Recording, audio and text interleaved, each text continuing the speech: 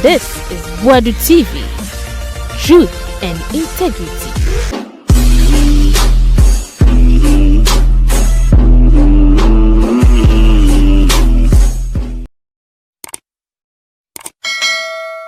Boadu TV, yamamu nyina akwaba. Na Mugabe Maase, HSA company B MPP apenso. Oko-Boye Agyeman Manu as Minister of your friend saying health. And quite a lay Agyeman Manu. Omudema company be say omuma hospitals are kese wo memu data. Na is a wife and no mufanye eduma. Yes, omuye eduma funu do kobra na akudum. Okobuli kiosk banners on the news ye who are on with no. Doctor phone nya yimfanya eduma. Sikapa wasi se bi se bio anyansamfo a enka emfa le jokuku se emfa na yesi abanya akwa bu hospital na egu se obesi fufuro ebesi nne na Oko-Boye Agyeman ka shut up kra na ne mampanyi boduma John Dramani mama boduma wasi usa OSP nkwado hunu so useless is OSP de let be aba no free Canada den adem Mugabe ne squad na ye OSP no onyakura ke egu ni ya ebe shock say company bia ye free omo say eye light wave medium ho sem ebrehun na baby okova eye papa ye friend say de no ye health minister ku for the time no Oko-Boye right baby obi bia obeka na obeye shut up obeka na no atom ne akanyansa sem agunasum or say stop no sharp. This is not time or say it nonsense and some sebi nyansa enum ababe ne won nyansa president Bena wo fie nyansa hospital so obekwa bubu hospital nesia alternative bia ne ho say timemofo a wo saa eye bia no wo benya yaresa bia akọ. This a president only fie nyansa. It is only a useless president and they better take such a decision. Yeah, one you need the well-being of the good people of that area. One you need the health care of the good people of that area. Near that sorry na one community. Near Kobubu Maya Sabia the Egu. Yes, you basic for Eddie Amomo. Sabi Nyansen. And your president only fear Nyansa when they better take such a decision. And Obanya a health minister only fear Nyansa and Obabua a president. No, I'm take such a decision. And your baby do. Yes, basic agenda 111, 111 hospitals. Not even one. Single one comment me and see incomplete. And today, the last of Aya Oko-Boye mo anu aya de kasa. Shut up there. Mu anu aya de kasa Ghana ha. Oko-Boye mu anu aya de kasa. Shut up there. And allow peace to prevail. Yes. Timamofo omo wala. Le jokuku. Womo wa aya trade fair. Womo wala body. Womo deserve sa womo nya ayaresa bia papa no omko. The good people of Osu. Womo nyina ka ho. Hospital high we no hair na sie. Mo de ho ama ho afui. Wanya hwe ho kopim se mu free power. 8 years. Useless ones. And I'm one way the casa. Oko-Boye and Co. Mu anu way the casa. Shut up there. That small boy. What can I do to him? Nyansafone casa. And Nyansafone managing the Ministry of Health at the moment. Yes. Oko National Health Insurance. You who you see or kata session pramu se ho nyina. And a candle. That young man. Some mess na muketi nyina no. Wa clean ho nyina. Yes. It is only a useless president. Listen and listen very well. It is only a useless president. And we bet two obekase hospitals so makodwiri hospital nagu. Yes. No moment sibia mamo.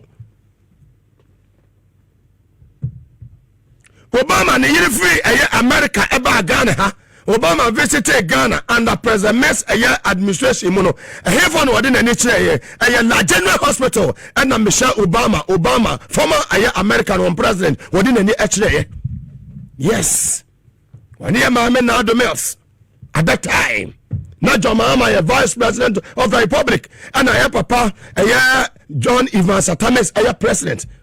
Na mama na do me say na first lady of the republic and I mama Lodina second lady of the republic. Kenya say gumasoma ya muntie. Yes. And it is time. So I say Kenya say egu Agyeman Manu money MPP for no masum no mutie. The fearless man is the man sitting behind the console today. And then Monday, and just 900 million. When not time was him, and never for Mama Mutiati. And your Bonia Maya or man, we mono, Mumbra Nasono. Tina make I say, appointees now more power. Manya Jomama, Amamu to me, Waponica Kramama, more seven, Mumbra Mwase, humble yourselves.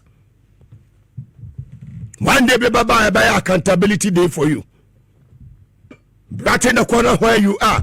For Akumapa Asom, Ahobrase Asom, said the bear on my way, the good people of this country on the 6th of March 1957. Ya Ghana, ya found who do you know about reflected. Ya was a Kwame Nkrumah, ya Second Nkrumah, which is John Dramani Mahama. Fear nya sankwana unity mama. Wisdom, peace. Ahofama, or do anything, and was a brand who was a humble president. We never do a baby. No kokoti ti say Akufo Addo modie ni bi esu hwinim eteni empty na hwinim waste of taxpayers money for the past 8 years yenya bibi papa bi afrim ene eya mede say metranse me hu say eniema ekoso Ghana ya resete eniema mpuntudwuma ya dan ekoso amanfo na ehu say eniema ekoyie Jesus obi a wa na adwene so onye dan on pursue betie. Yes. Napo and Dubik Bahamas a year 9 billion UCG containers scandal no Oma hand over to a year Attorney General. Yes. Napo di Dubik on Kasabim containers on Sam when he was the energy minister. Nyama kata asesane prayer containers amudi begu wa mo so ya man called demorage mo ya ma nyama ese ya mo afredi ya mo to scrab no e ho sebna ha se ba. Yes, Attorney General no or reset. Fantastic. And as Buffer Stock CEO wife in court this week. Sa papa no kotamali Kopusiga, go to the other areas. Nekohe. Dia me di mani hu na meka. Enye me call Tamale, ye call Kasmi FM 107.1. Eho. Ko hu niema papa no. Grabbing. Omo grabo sa, create loot and share. Buffer stock. SCU. One ne yere. This week mo be hu omo e court. Say madam to me that metumi mangosi enya president ya we are willing to fight corruption. Enya president ya we are clearing agent too. President we are clearing agent president. We are president we are willing to fight corruption. And we are appointed in this administration. You dare make a wrong move. Now be whom be a Jomama Pani and Ebawo. Olabu Julius Abrahane, Dr. Kalisu, so much and quick. Fellas watchamo omo ba sign quick da bon say yes to me be e wo wiase and mijna a Ministry of Health na sama be ba ka no obi ame na so no nya dan na wotie ni ye because yet time bomb so me say yet the time bomb and yet so. And the angels no 900 million angels in Nano or Mujina Ministry of Health. Yes. The angels want to know. Yes, and we are CIA can say. So company buying your form was a light wave. Light wave. Now some company no and the MPP in 2019 almost a contract be from 2019 to 2024 yana contract be end on the 31st December 2024 and no 2021 2019 2021 2019 2021 2 years. Then just want to know say Agyeman Manu womo de womo sa sankrata ase asa contract bi ya sa company no ya form sa light wave no mo be keep patients records ayare for records 2019 2021 mo sa contract no ya mo ya say mo be provide 950 facilities akwa see 2019 to 2021 ya na aya total amount sam no na aya $100 million ya na the angels want to know amwako baba mo friend say honorable Agyeman Manu that useless man useless caricature papa was so jail yes papa way and as punik vi aya verses no wase no wada ye no oni adwene say wobadwene say obesiki parliamentary approval procurement bi akoso no ono ade ni nyansa abodam. Come on. Yes, we are not serving this country and near my mess. Yeah, MPP are created that to a ministry of health one. It's dangerous. Me no I can say will be be ever cry yen I mean patients bia or call government hospital bia no sa eya last wave free nipa ba ko pe wo kwa medical data no records no when na call government hospital we bo say ka say bia da bia oba hospital ko check wo records yen we say the last time oba no e draw ABCD and the man one ye be kwa only data no see data no ko off papa no we dane akwatena America mem nti kakra no aso data no kakra no adum no but tie na angels no le kasa no bi wasum na ten ye hana so aba for kasa hana Ghana for tie sansa no kura no hana obenya no sala tu avufoi ya aya papa for so honorable Agyeman Manu wadu o mobile ye abasa contract $100 million so mobile provided 950 facilities from 2019 to 2021 no womu to me anyadan ammo adwuma no at the end of their contract no ending and expire no womu to me yedan 950 no womu to me yemu 450 the 450 kwana cha say aka say aka be 500 right wobi a waba be ya adwuma na adwuma baba ya 950 why mu 450 aka 950 no pia ne ka $77 million what bodam and some go for way on where you criminal when you can national security so you can want some no and you kwada the whole country will be a patient be a man me person mu niama messa MPP accredit to a ministry of health and son of my peer sabi useless ones no my peer about the last of Oko-Boye Agyeman Manu peer about Kasa. Yes, they just want to know most ideal be with light wave so mo keep patients records ayare for records yeah sa contract am sign no na 2019 to 2021 yeah na sika wo mu no $100 million. Yes, 950 facilities nema was mo provide data no mo almost 450. It's on records. Yes, my angels don't lie and they don't disappoint. 950 no mo and 450 aka 500. Tuamoka $77 million. And they mo contract na expire on the 31st December. When date na expire 31st December 2024. Near to a baby. But see now more power. Because no more be handed over on the 7th January 2025.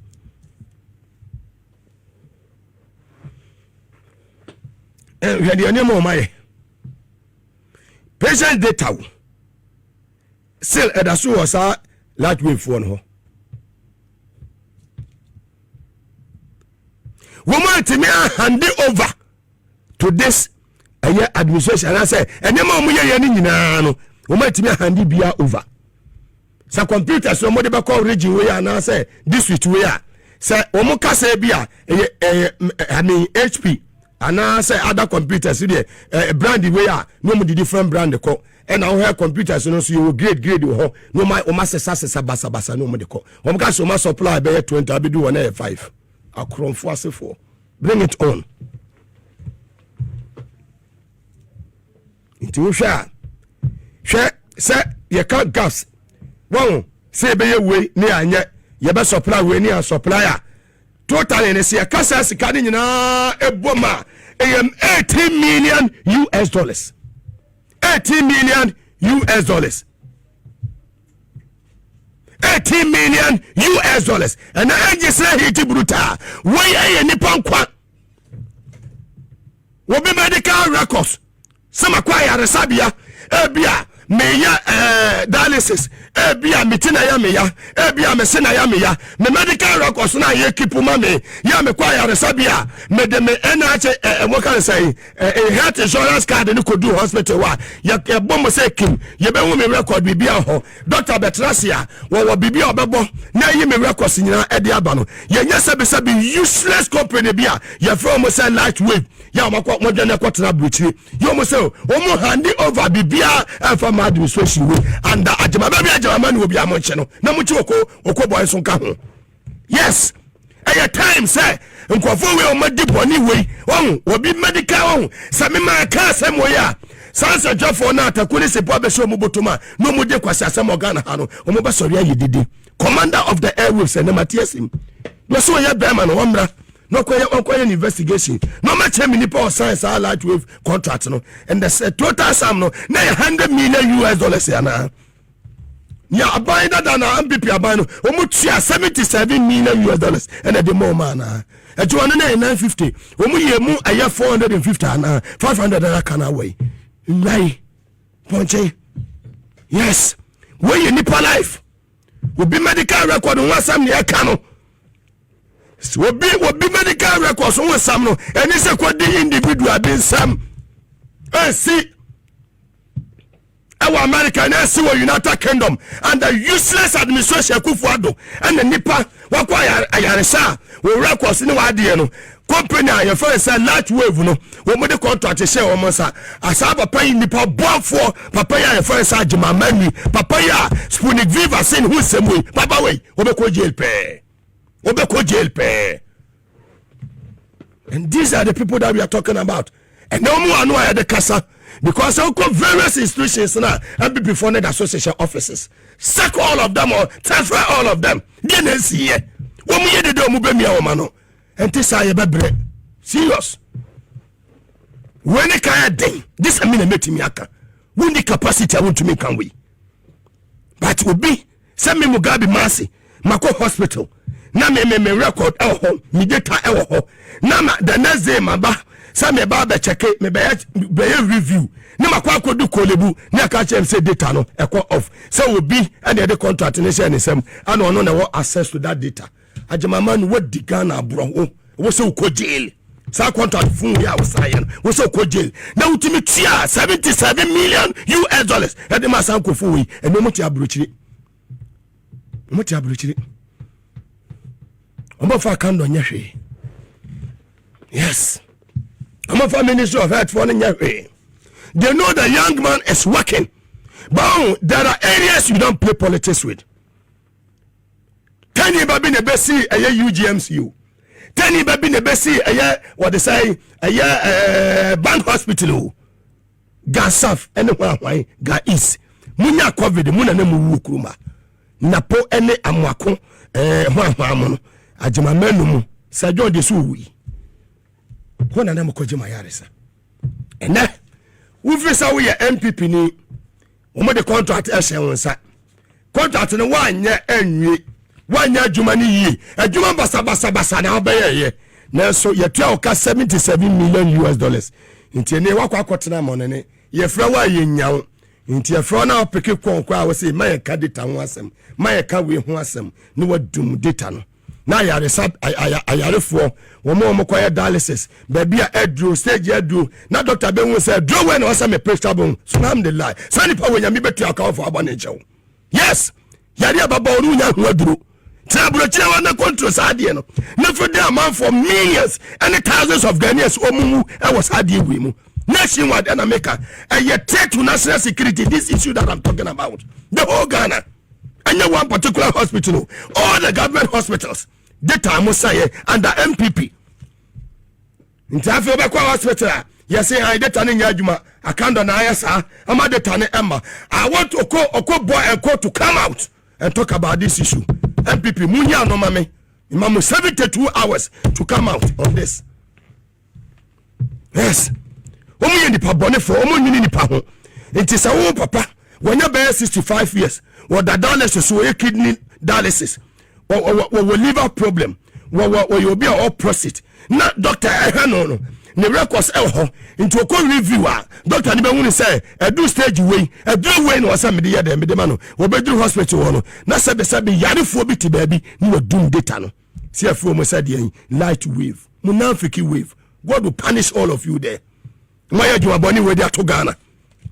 And you both say Oko-Boye mube you mutiso Mugabe defend you. Do I be my one pen when you need to hurry? Obeda. Send a system no etie.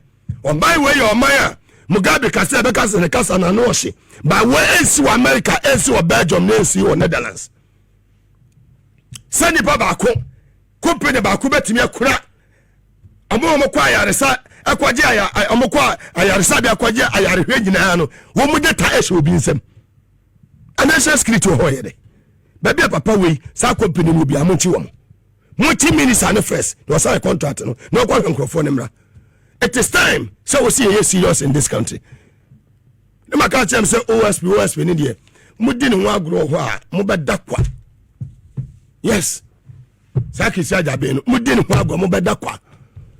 Mutimo say Chaskelesi ana 4 years naso. Netali Musa anaso. Joma me boy Juma. Health minister na kando boy Juma. And you minu me and wasadi say, ya best support to adia ya papa. Adia nya papa no, niya nyina ya go against. But when it can happen to me, it can happen to you. Or been him watching us and so be sorry on the pa. No, what you say, do you know canipa or catas of phone? Will be quite that and you ran on so about the other chino sano and tiasi. Medical records, patients for medical records. She will be in South Wakotana Bridge. And your man, yeah, oh. Sad data now, we are say how many computers say kwaba kana nyano kre. Okay, can you know my $18 million? Wobeti Burkina Faso at the $12 million. See in those factories me you know Burkina.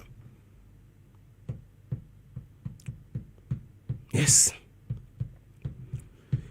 Here sanko for one. And your boni ambi before no, and your boni umdia do a man win. And your papa.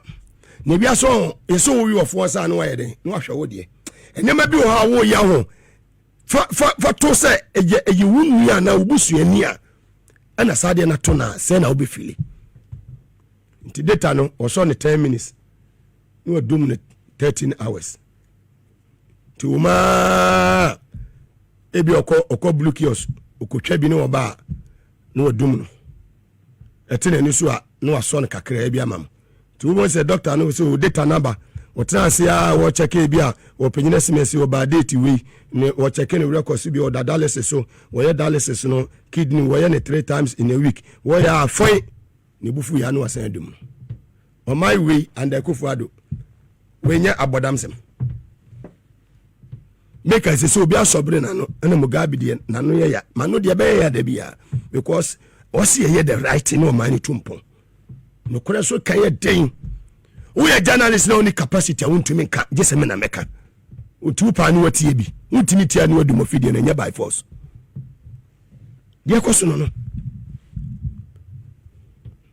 and obekọ various government institutions no nan people for the association corners wo mo na ma information ni ade mo transfer mo free ho BBNC o hwi NC transfer no baby a wo be so tie no anything na manage percentile hu no wo ba immigration fu yi wa system kama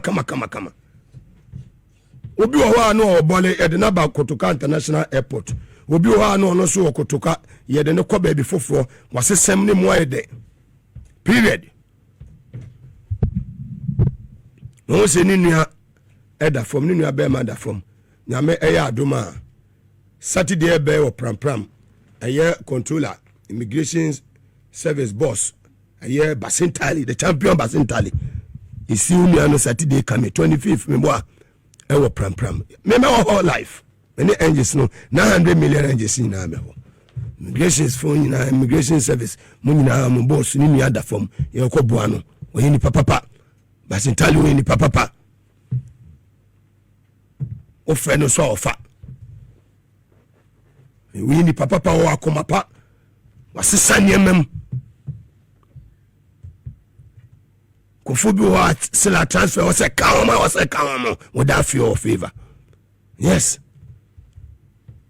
me baby kona bien wa me wa ubetimi ayi mistake e ho no me da me be mani o me be mani fi na me de ekwaso no government appointee under this administration we wrong move metoto did you bia ni ye breaking the corner where you are mengu jomahama enumase me da bia me ka sha me boss na mujilo zabia me menya de begu enumase de o menya bida. Yes, ye wade nyina hokwan na so nyanyi nyina na fata ye Onyankopon wade pa amaye wo se hire ne enumi ni hwemu yi ne wope wabra boy besi ya ye den efiwara usi wuye OSP koreka se guni fi obi a fight corruption wa ya lawyer na no maye OSP no na ofio ewo ba bia wasi fie no na ne case yese ene koyo soja fo ni post fo guni fi ni post fo case guni fi makasa wo ma ye di omu timi nyano me kasa Ghana ha wutimi nyano enje sene ye adwuma. Yes, time for serious business. Se Napo so be yeshe Dubika so be yeshe former Bafo Stock boss one ne yere o ma so be yeshe kata asese ne proye Ghana ye resete obi a wonu se wadi o man we sika e wo kwamboni su bia no oba fe scan de aba na de aye adwuma na sa ayifo no light way for no mo be steady data no ho me kasa me ma command o me se me kasa me yede me ma command na mo kwa sa data na amafo ko ayaresa akwaje ayare mo kwa pa ayare hwa omudu hospital a data na anya adwuma no saba pona we in charge ya wo je sa contract no wo pass data no wo pa dum no na be hu de besi me ma 72 hours. Yes, and just ne be adwuma 72 hours wo hu se to me bi se to me bi wo pass data no wo pa men so data no na angels ne ba boy wem anwo say to me bi yadan asi to me bi night wave contract na moje ye no contract sam no $100 million from the year 2019 to 2021 and am say contract no enyuma de ma mo no na 950 facilities mu ye mu 450 aka 500 amount to me anye adwuma phone na mo ye de ma o ma we na so Agyeman Manu etimi tuamoka $77 million and data no modum no wo government hospital bi a wa adwuma wo I was here. Let's check your records. So the last time I was about hospital, no, I do when you're the mawo. It's a name about the doer. Was a doctor checking records. No more do the mawo. Madum sa a ye ditano. Munafikin yamu fanchamo. Yes, the angels are on guard. The 900 million angels are so there. I catch you say, who pass the tano and then ya. Since I make us say, who pay jai?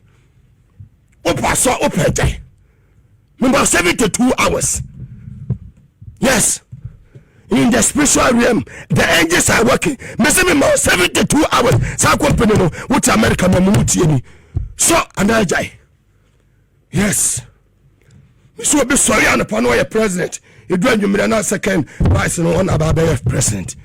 Di nyame pen wo ye. My fa bonnet na o ma we mu. Mu do o man ni bonnet do o man ni sikaria. Na makwatra mo ne. Na useless OSP no not ho na the kanoforiata beba na kanoforiata beba chira. Give us a break. Mama a break. Waste of taxpayers money. And you so some force or memoir. I just had a member Ghana. Yes, the man he came to enrich himself when you OSP be Ghana. What I say or no one of a penny home. Go to his house. Go and see the number of cards the minimum near Komuna Mecca. And this will be Neka. Kuhusu jafu gufio will be away willing say we are committed to fight corruption we be live by example ni natimu ne tadi shem ni bibia ho brase kwa so ka se gu fie kura bi gu joma me fie yes wo bi eteme ka je se me na metimi aka ne kan be ya wode aden ye de o man ni data ayare for e data oh my god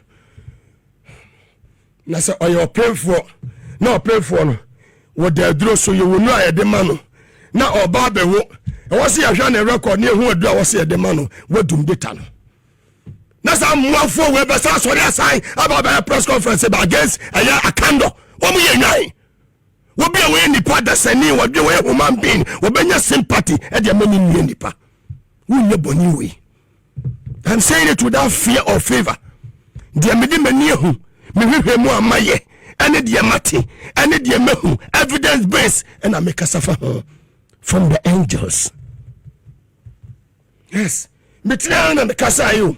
One was say metrana me kasa. Decision be I will take no. E bia me program no kwa no wasa ye. One reverse with decision. Enye me na me kasa ye angels ni to me bi na kasa kire wo. Ti wotu e kura nyame kan wakoma. Wuni busani ogana ha. Ubusani na oko hospital.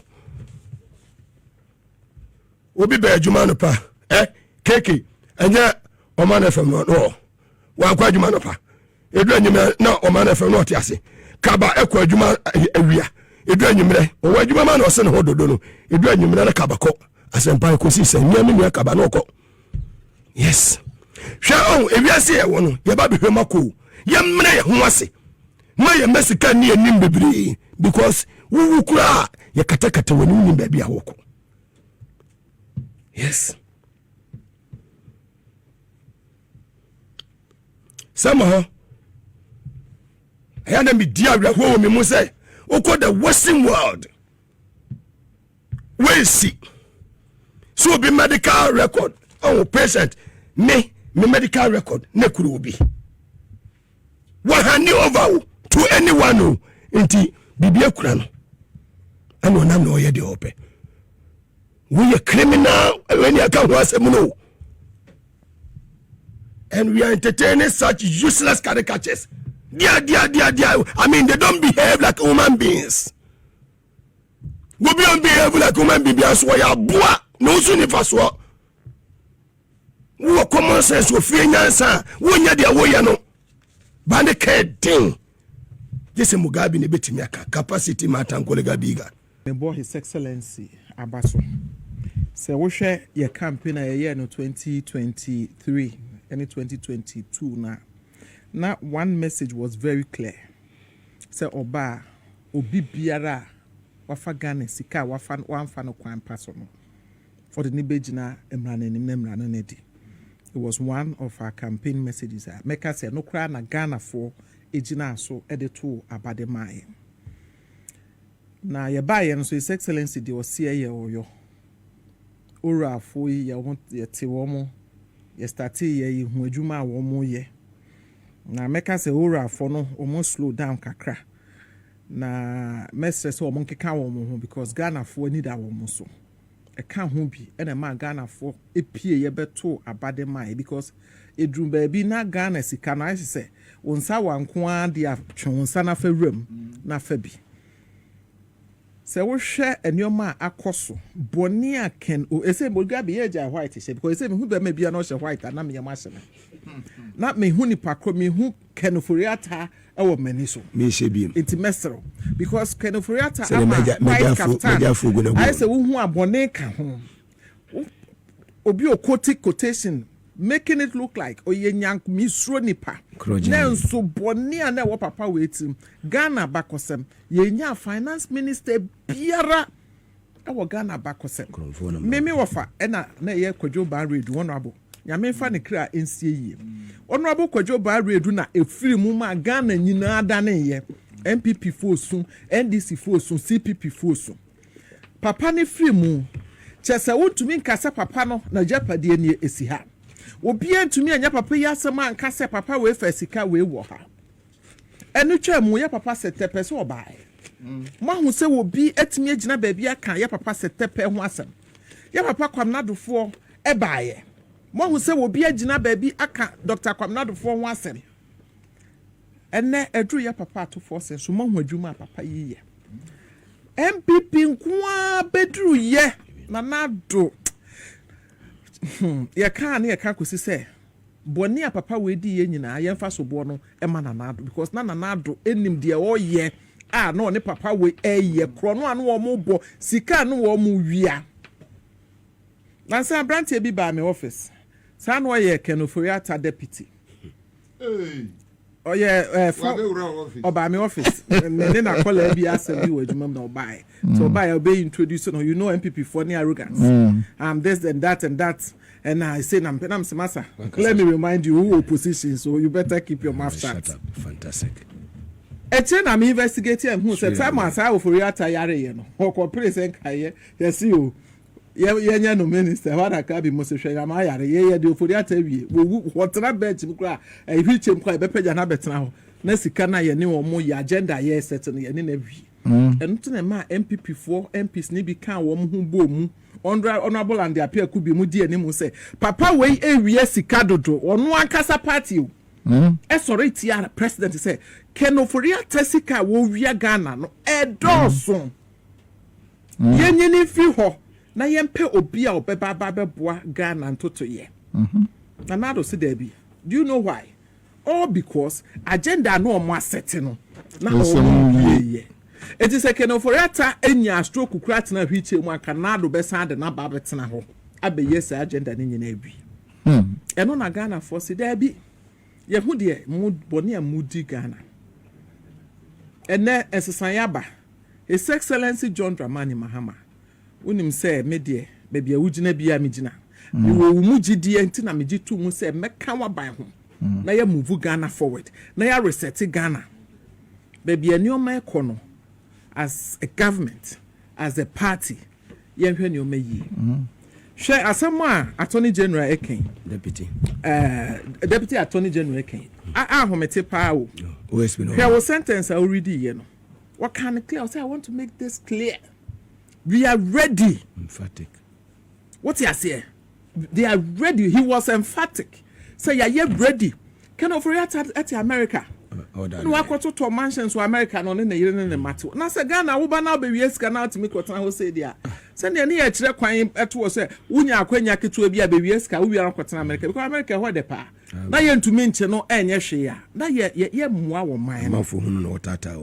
what you say ene de wakọ eye because sa MPA boss he ono nso ne ho bon pa ba wentimi what you say just say Ken sika the amount involved e wo Ken saga no edoso enti wo chechi wo mu nyina wo chi wo mu a fa wo mu court ye ho hwe no an sekidi as up to say you know ya doso do wo man nenam wo hu anebo ya kwachi we wo kwachi wo ma ade abiem what next attention what you say me say media no ya doso open optics no do ni attention we na attorney general uchi wo watch wo when wait me prosecuting I think this is the question we should be asking him what you say we there many OSP tie from fanchem OSP we dey wakochi we na dey yenu so makochi we me dey wakochi Cecilia Dapa wakochi no ye nyina e boy ensem ma ho up to now Cecilia Dapa na mo edi ni sike what you say gift you worry and na dwena me hwe Black Rasta video bi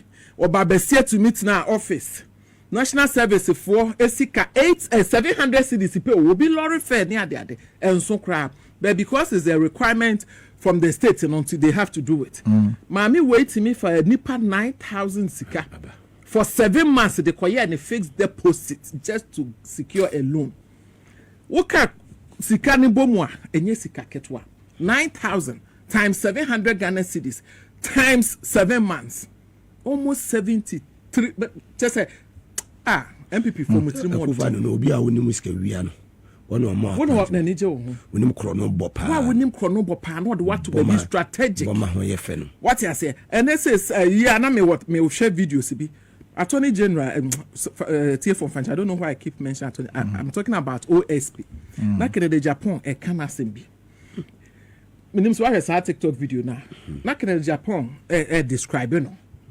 how ubeni or a lawyer and kofo e chair will defend you or cases be or defend be a criminal cases in Kwa. So Canada Japan was referring to him as a criminal. I wouldn't want to refer to him as a criminal. And I wouldn't want to say or support criminalities. But the message say, His Excellency John Dramani Mahama Ashewani Munyam.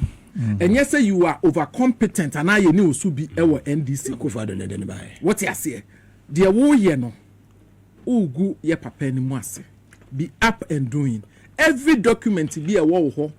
Attorney General say ohia for papa we extradition no. You have to provide it. Nebio, na better no dia ko. What you say? Appointing authority. Say papa dey about one thing. Wo say dey no ha katasumo maso. But the deputy attorney general dey about one thing. Uti na say I want to make this clear. And to wabaka some way, at least it should serve as a deterrent. Now one who said ni penny abre. And nuntina attorney general and the deputy in the abab said this is why expose you. It is a nebi I want no din komo bi na me the baba men fama. And now I'm making it clear to Ghanaians. And this is the time you have to justify your investigation. What you say? It's a said because His Excellency or that power no send Kobeka say me buy me you free ho. But was you mean you ma me hwe wadwuma. What you say? Ma me hwe wadwuma e say 10 months along the line. And now akwachi we ukwachi ye hu de besie. E cha akwachi we na no de a ahomete. Madam for bi kunu wa friend won ho. Wokɔ ne ho a boys na wo ho no the way they will harass you as if say ochena kra do kotum enkola na omo cases ye nketenkete na wo frɛfrɛ wo mo wokɔ ho a harassment a omo de ma wo mo meanwhile no mo a omo di sika akɛse na de omo kɔ omo am so mo VIP lounge bi no mo de makotena ho. This is not fair. This is not what His Excellency or person or the Ghana and also Jano as a legacy. And that is a sign. What fair all stakeholders involved say or Babette court to be a bit more fast tracking. Who has been on a checking? What you say? That is another question. We should be asking. Because maybe say checking. Because a new man air cost no. Can Foriata born near where dig Ghana? Can Foriata feel say so near Bonibia? I don't know what America. I just saw a post from I saw a post on one of our platforms. One Frank BBB say, Foyata is doing very well.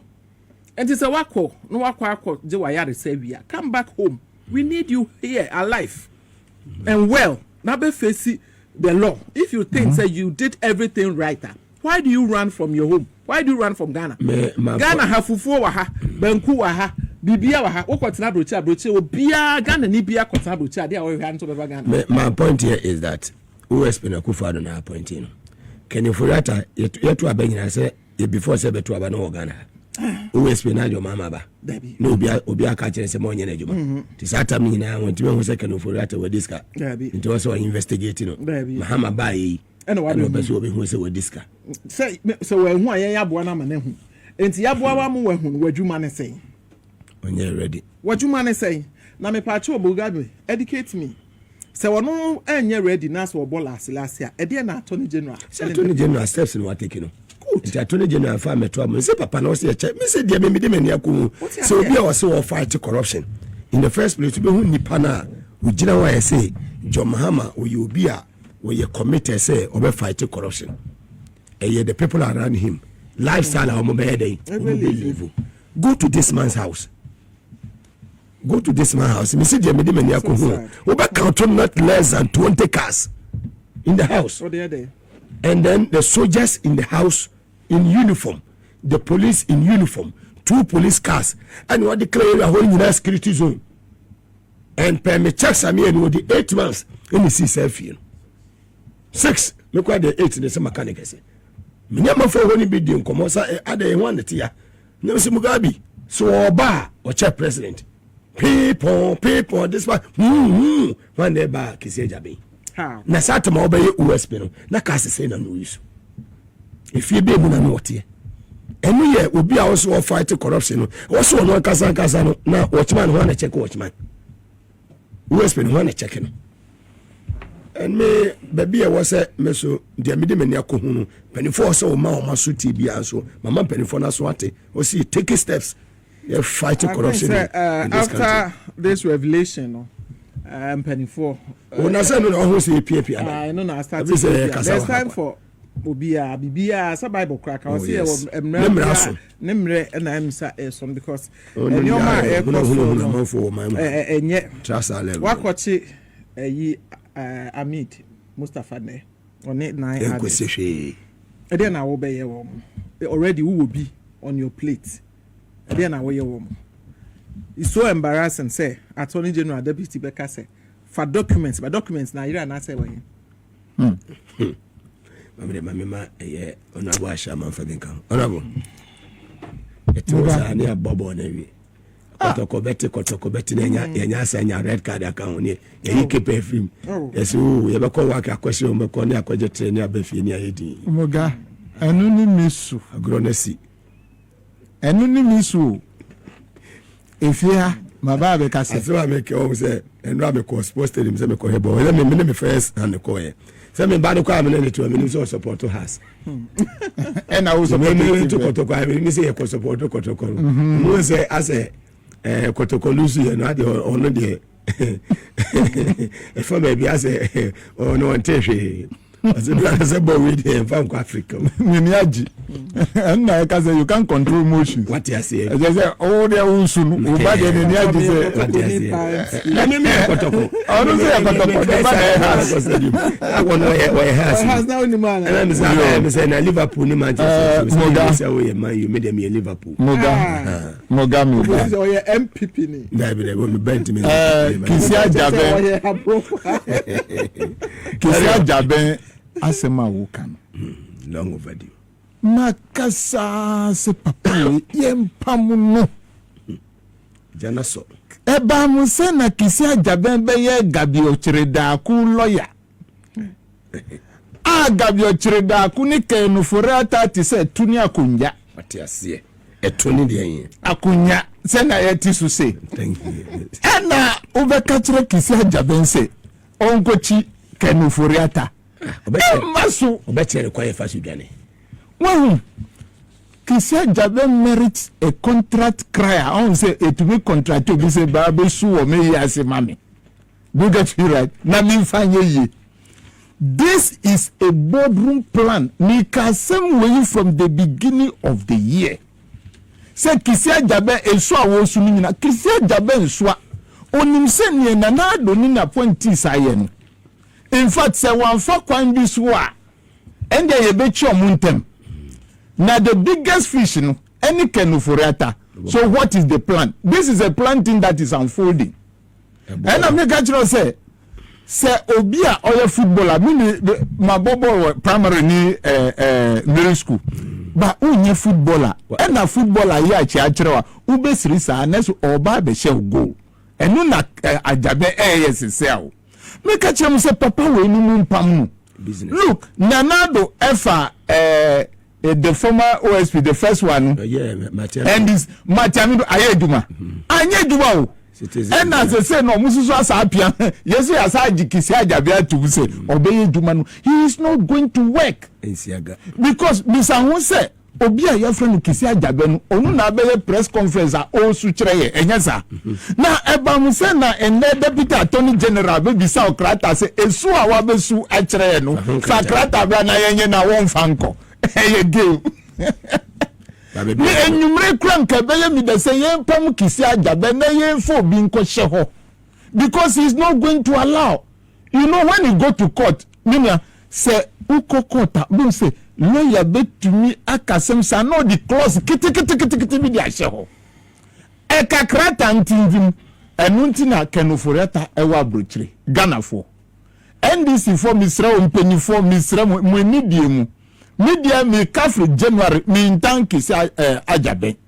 But for him to be special prosecutor, ebia obedi ka so asem na nsa na be ko Attorney General ho no. Munyi no free ho. Na munfa Ghana nia. Mo say Auditor General reporter odi baye no eye ni yapan munfa sa Ghana ni nkotena ho. Man ka say yanko find this ni. Not at all. We have Ghanaians, well-meaning Ghanaians ubetumi akwa bwana yenji yesika. Because go and check the September 21st CDD4 report. Eje for mutemiye.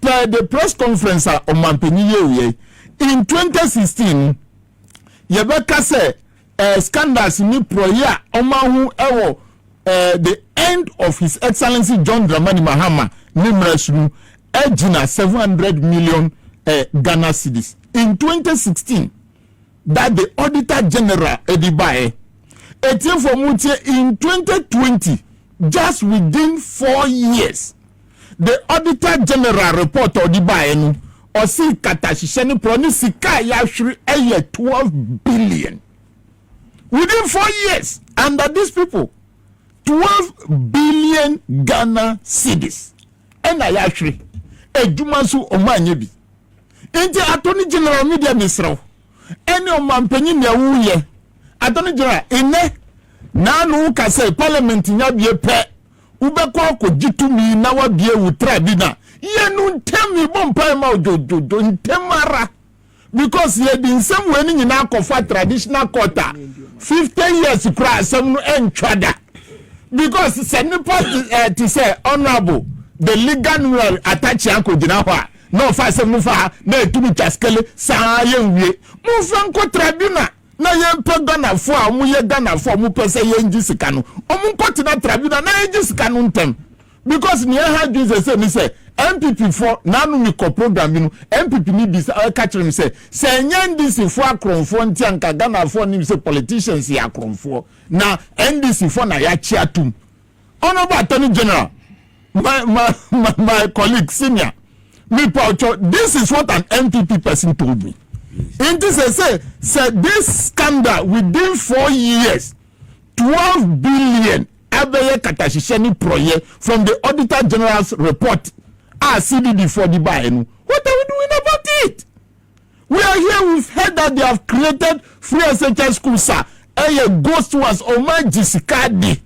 Oma Benimi da asasema odi buy. We have to work on this issue.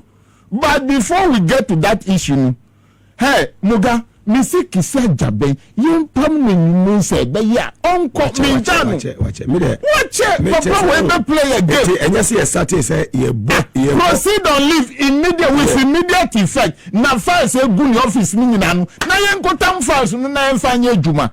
Where's the said the OSP has filed fresh charges against former CEO of the NPA, Mr. Abdul Hamid, and not others. You see, Papa will boy again. Papa will boy again. Oh, boy, Chaskele, you know free ho.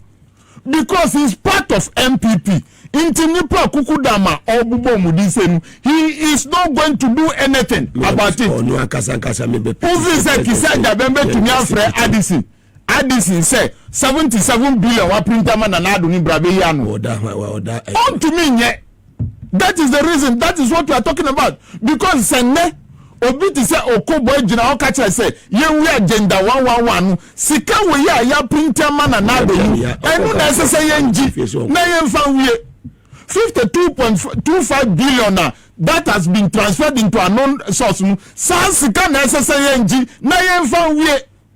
Onu Oko-Boye ankasa ni predecessor Dr. Agyeman Manu $81 million akoka broche sika number Sputnik V sika susu enu susu amba 4 million for 26 ambulance sika number na Oko-Boye wanka hand over note already now sasa sika we ni nyina wo these are some of the things na nemo so chire bosu ene ya light wave Womuna records, keep records, patients records, various government hospitals. Almost any Ministry of Health SI contract 2019 to 2021. 2 years contract. You know, the total sum $900 million. And the facilities name also more 950. Out of a year 950, only 450. Remaining 500 Ministry of Health under Agyeman Manu Omutuasika Sombo 77 million US and a demand and conforno contracts no equal no almost side renew no 1 year look at this ama and now me no ekase say obi yare no government hospital be today as we speak obi record ya edahono data no co off. Yes, that is true. That is true. Who can reach the center? That is trying to reach out to. Yes. Nkofono so handi bibia over. Ama Ministry of Look at this. look at a hospital like Rich Hospital.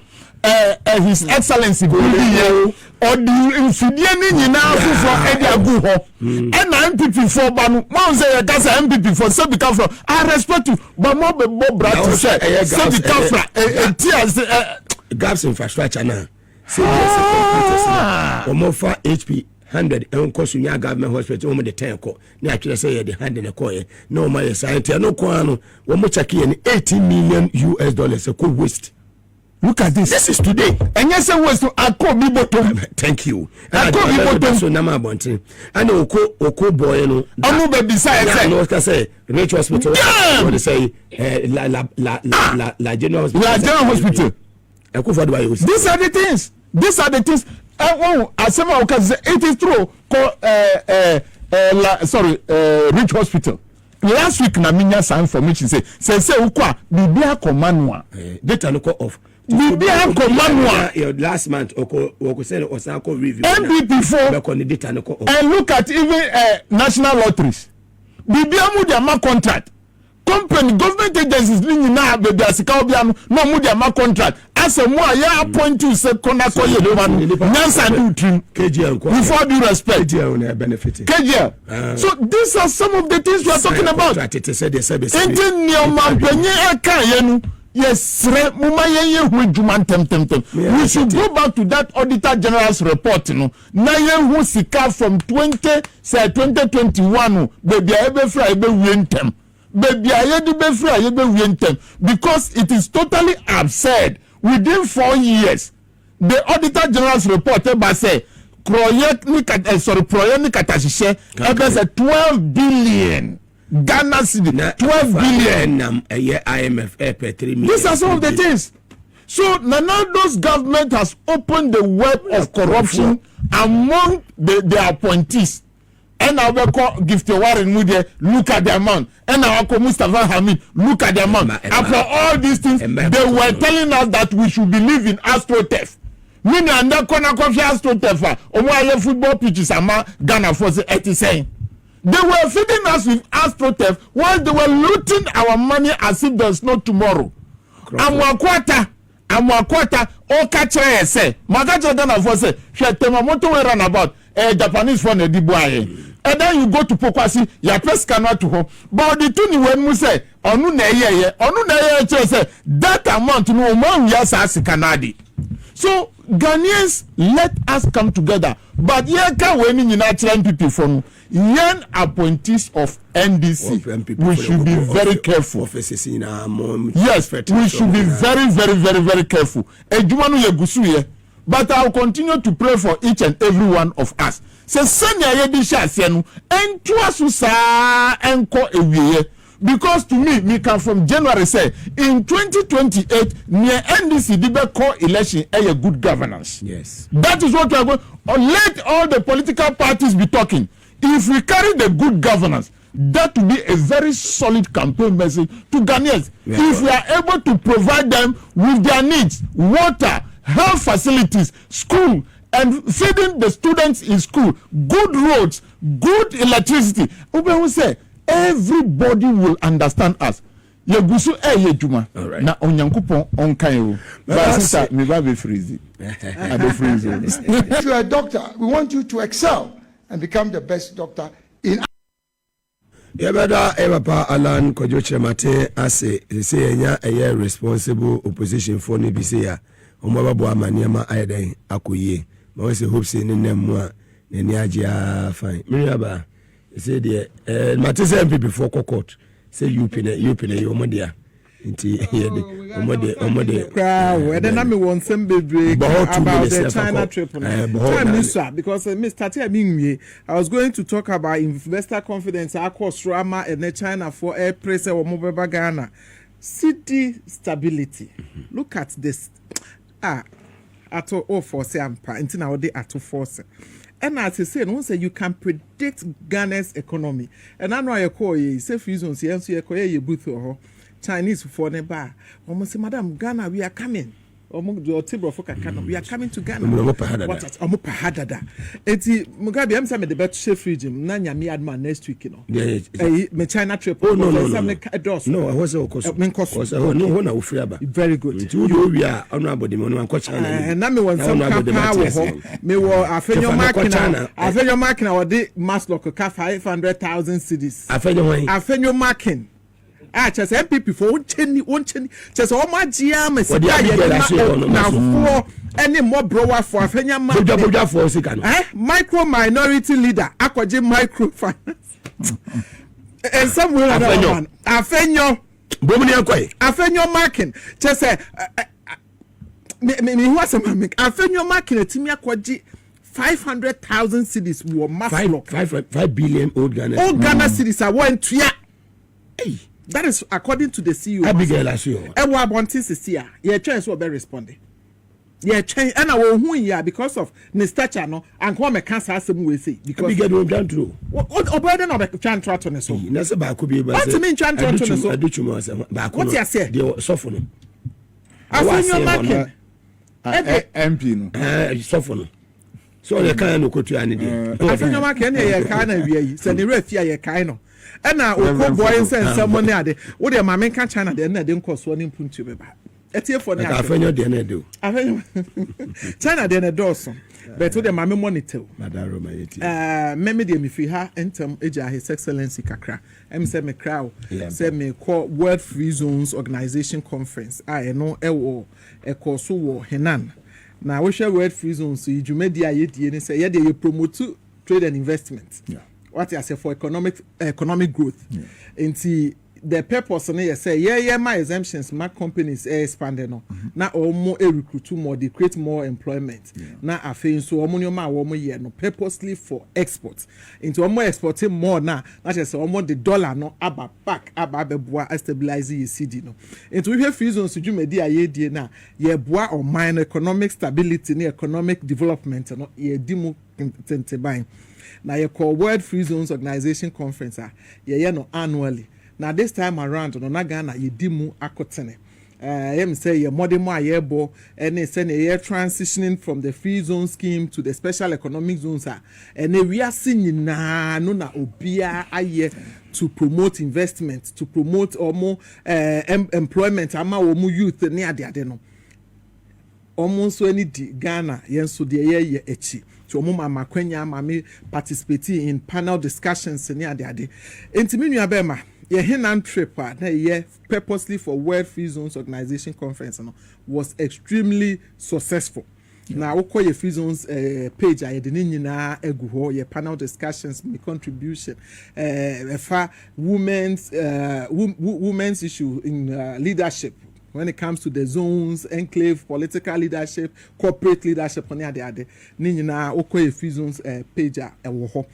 Ti e free wono na ye koshia His Excellency John Dramani Mahama on any team.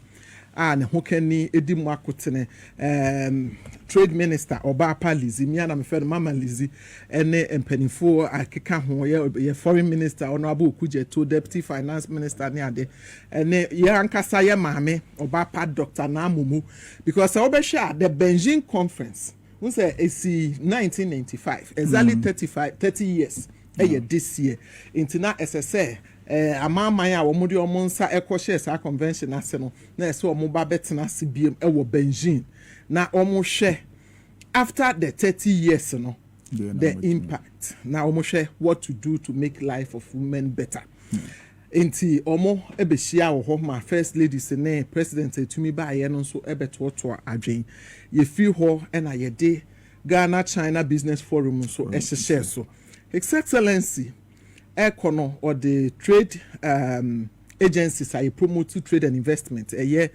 GIPC, GEPA, and then the free zones. Ye de call Oko-Boye ne Chidom. Eko-Ton Nyoma ye mandate the koche China for no. Na ye call ye no ye project Ghana any opportunities at ewaha. Na say obebi o man ko so we know that. Because when it comes to Chinese, before our movie, they will do their due diligence to make sure say that's correct. Yeah, may say sikakeke. Into Obeka so Ghana when you come, these are the opportunities. Oh, so we know. Maybe you are not so we know. Under this government, we know. You know. Now just also the investor confidence after JM Beye president 2024 Ghana akosura just say half of China is coming to Ghana. Na ba omo ba no nyese omo be diagro omo ba be yejuma. Now very lucky for us. Before I ever call na say before His Excellency be too kwan no. Oko kate sword ewo afienya. Ye wo industrial park ho efe no greenhouse industrial park. Say nim say we Chinese for be omo nsa right ho no. Omo ba be sisi factory so ho and omo ankasa sisi wi a omo ye plug and play omo ebe ye factory no prepare no for just obaya you plug then you start operating to omo ankasa twen omo companies no edeba okwa omo create employment over 20,000 and was our enclave industrial park to omo so na His Excellency be kate sword no sa China president nsa no so hwe bi we hu ti e ko no kan sem ba kwache JM a e kire sene empo wiase amaman mpanimfo ewo JM mugidie was say I know under you my Chinese people are okay, they will be fine, you will protect them. What you're saying JM say not only that you protect omu businesses and ti all you know no the American say kwaye koye no e de nyoma papa eba Ghana investors no eba as I'm speaking to you Ochina, I'm hosting 2 Chinese investors mekonya womo from China trip we say and ye dey buy into Mugabe and asama and then say yes sorry no place chese city no a drop ya ma and Ghana and Yipia and Yaje because we are literally we import everything we use in Ghana city any dollar yana a problem na ni nyina no e makwa eba because of initiatives our president and finance minister Ediatoto out of their experience. Now me share TikTok video be a sticker in Shayesu MP. Na ya me wan say papa panimu awadu say ya na say agro won ani so. Oh say there be asa on every na sign. Agro won ani so too much. Em say onye obi ntune for no be serious for once. Say obey minister for I think Deputy Minister for Finance. And now one journalist be catcher and said now the CD is stable, inflation has gone down, every Ghanaian is happy. Well, see, the journalist should mention one thing that the NDC did to stabilize the CD. And I was like, come on, we are MP, for Christ's sake. And so I said, Ultra TV, so now we display with ignorance. Yeah. What you say? The more you know, other than man ye now the court now opposition. And now you are claiming all the credit. Say be a papa be a buy way ye no. Mona moye. So now move to me a other than man stabilizes city no. Now mo man call ya me dey say e could do 17. Obi say e could do 18 it will be 18 pope. Now mo court na fie e ma ene ato forcing under the able leadership of His Excellency as part of our resetting agenda. Estimated dollar from 17 18 the ababa bedru 10. MPP4 more you should bow down your heads in shame. Memon try some of take credit to be a CD stability His Excellency John Dramani Mahama and then ba honorable to forcing or more aye ama and again aye honorable now GDS the way MPP4 say o man we no economy the way see koye mercy o mo kriti no na wo GDS nyansani bi te say jomama wo fi nyansa betimi abechange 10 things around within 9 months. Knowing JM's capacity na kuma what they do mine capacity na me was say GD no but na me nim say be swift like this okay what it's like overnight now we are just 10 months now see the no call from no say your first quarter na the city na started dropping na me nim because I memo no ehia odo tima nyamisuro se woni bia onfa bibia ho Akufu ado beye o mampanyi na oni tema emma Ghana fo na oni nyamesuro because wo di bone na wo dwe ho hwe sene enne sa enkrofo yi a wo mama o dey say light wave ama hospital there is no data. Do you know what it means on people's lives? Because who call hospital ayebo wo di ne ya hwe wo data e wo ho na doctor na to aso from that time and now they treat you and to say what corner data anyway most of our Ghanaian people so or corner man lab results be cry your man na do na ho turn no or kwa no what watching but senka data no wo ho a or corner nkuta no cry oboni din ya yetimi bo it is ankrofo we omo ni nipa ho do wo mo Oko-Boye should shut up. Oh yeah. he should shut up. He's the last person that's obeying na okasa. All right. Where were you time ananado a campaign so mu be agenda 111. Mutimi the 8 years we agenda 111. Mutimi the 8 years as of any the constituency na another muko bubu hospital bigu yes omo ba be ye ni. At that time now when you minister of health. Otimi hoden na aban for about 10 months you expect him to build your constituency na no onye nkofo fie nyina hospital fema. Oko-Boye, respect yourself. Sam and I don't me tell you. Or say that NDC that you know. Na mo kasa na mpanifo ne nkabe this time it's a different mo kasa it's na say me bet na ha men can say me CEO catch him say NDC communicator so that I can respond to them accordingly. You are the last person to speak about hospitals. Oko-Boye, yes, one shut up big time. Thank you. What you say shut up no your capital S capital H capital UT capital UP. He should shut up. Thank you. Me de ma say mo ba wie ye no Mugabe Alanja Martin was strategic. MPP mubesu moja. And then mo de akoko to say mo koye dey. Na what they say? I say where dey. I go gan say say MPP for akoko say Alan Akofa UPD a wo so you ready so mo so be court say why no only Northern People's Party. I don't see MPP. I don't see MPP. Northern People's Party. Yes. I don't see MPP. Oh, then you know, Unless Antiapo. At least I chia no me have my we na me recovery. Nsenya me aduma. Ya me next week ya no be sia. Yo Mogani Ohima Emama Kwaba every Beijing any Juma Mubabedi. But Mogama min country say success comes with discipline. And no necessary first can and country no. A sacra wajina hoye kobo video nutrient time or parliament he lacks discipline and nothing a Ghana cottage. And they were sacked from capital market. Ghana was sacked from capital market. Our city was at a junk status.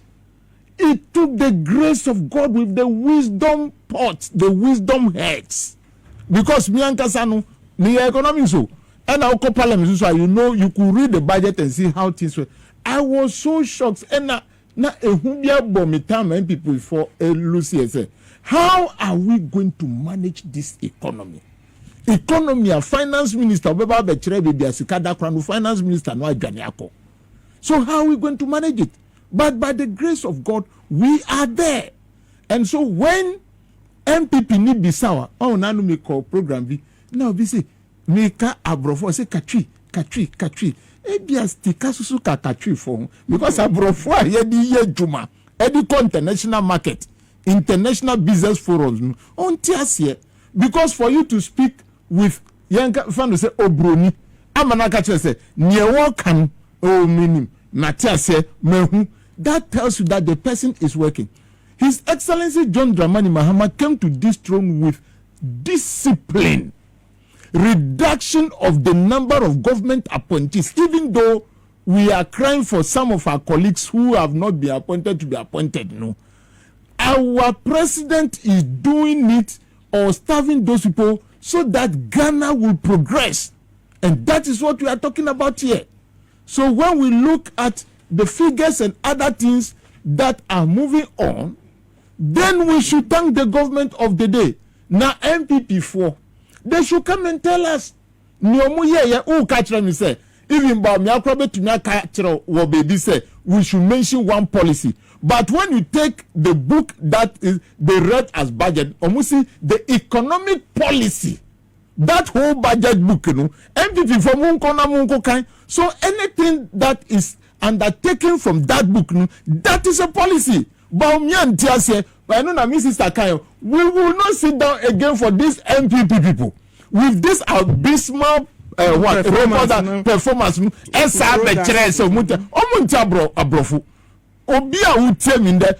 and look at the budget statement book.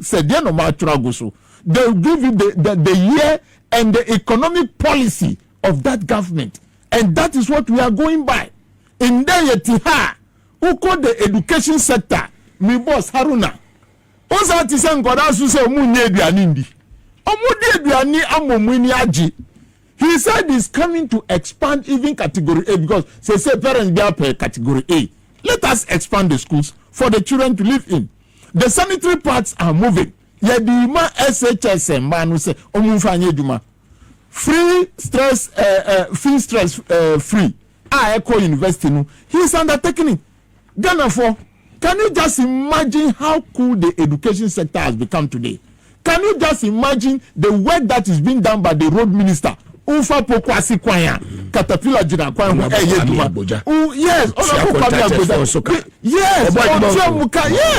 uko kaswa na Caterpillar jina kwansu uko flower na Caterpillar jina kwansu uko akosomwa na Caterpillar temomoto na Caterpillar. Did you see this under Mwakwata? No. Mi bradi ka kire mi sa Mwakwata ye manu road minister no onu de Levington kwa no di se na di gunu motum. As a mid-brand no or control for the 8 good years, no, that was what has happened. Man to say MPP for Kasafa motorway who or met to be who BB UP never or met to be BB na UP for the Mugabe Maase because about to me M90 campaign say ye pen kabuma. And that tells you say in Kabuma any MPP enuntina honorable chairman yes, but the only advice in make me say some person munyincha muyi free NDC MPP can go to court. Oh yes muyi na mun kan chere Ghana for honorable chairman okay say oh Ghanaians be progressive but break it down again. How are they going to enjoy that? Is it through education? If it is through education, how are they going to do it? If it is through health, how are they going to do it? If it is through good work, how are they going to do it? I wish you well. Mu continue na mu yi MPP for no be come na 2028 the NDC there we are going with good governance. Ebeda say yenuaba eye akwele municipal nchaka se ekomane na atwe ene yenuaba eye ajoko osu eye night market ene maame majama ene atia musumu osu day market echache munyina nyame aduma esesele John Dramani mamo china ode na problem ebekwa kopiem ewo eye western region na eja woni na nanu mahemfo ni timemfo ewo eye atoye mantamu akwa akodi eye nkomo enikita ho etra nyame aduma president